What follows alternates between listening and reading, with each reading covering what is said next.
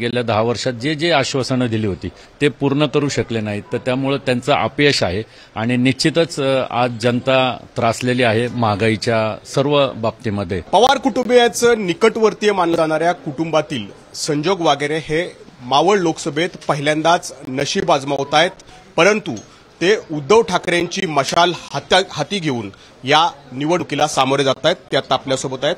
पहिल्यांदा तुम्ही आज अर्ज भरताय, कशा प्रकारे शक्तीप्रदर्शन करणार आहात? कोणकोणते नेते तुमच्यासोबत आज सहभागी असतील? आम्ही आज पिंपरी गावचं आमचं ग्रामदैवत श्री भैरवनाथ महाराज यांचा आशीर्वाद छत्रपती शिवाजी महाराजांना अभिवादन करून त्यानंतर डॉक्टर बाबासाहेब आंबेडकर यांच्या पुतळ्यावरती जाऊन तिथं अभिवादन, महात्मा ज्योतिराव फुले यांच्या पुतळ्यावरती जाऊन अभिवादन, त्यानंतर तसंच रोडनी आम्ही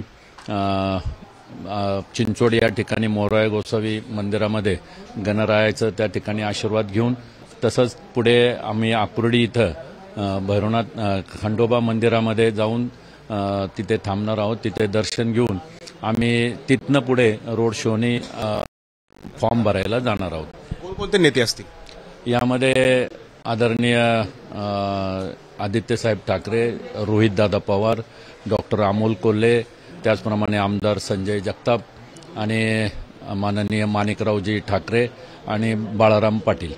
खरं तर तुमची ज्यांच्याशी लढत आहे ते महायुतीचे श्रीरंग बारणे 2 वेळा खासदार झालेले आहेत। गेल्या वेळेला तर तुम्ही ज्या पवार कुटुंबियाशी निकटवर्ती आहेत त्या पवार कुटुंबातल्या पार्थ पवारांचा त्यांनी पराभव केलाय, म्हणजे ही लढत काही म्हणावी तितकी सोपी नाहीये।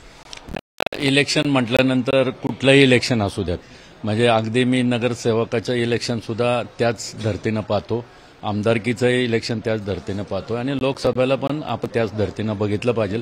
समोरचा उमेदवार हा तगडा आहे आणि त्याच्या विरुद्धात आपल्याला लढायचं आहे आणि त्या दृष्टिकोनातून आम्ही इलेक्शन लढणार आहोत। आणि ज्या पद्धतीनं आज लोकांचा प्रतिसाद आणि मतदार राजा आमच्या पाठीशी आहे, तर आम्हाला असं वाटतं की निश्चितच आमचा विजय होईल।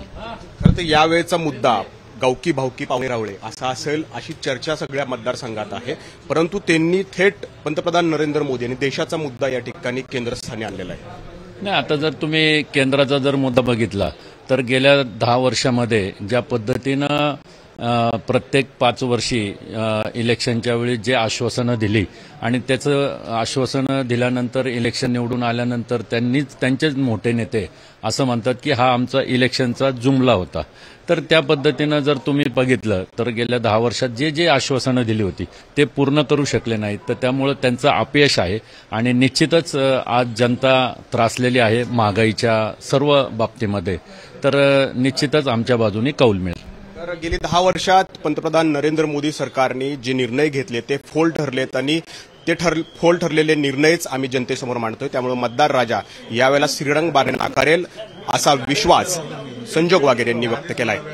कॅमेरामन विजय राऊतसह नाजिम मुल्ला, एबीपी माझा, पिंपरी चिंचवड। एबीपी माझा, उघडा डोळे बघा नीट।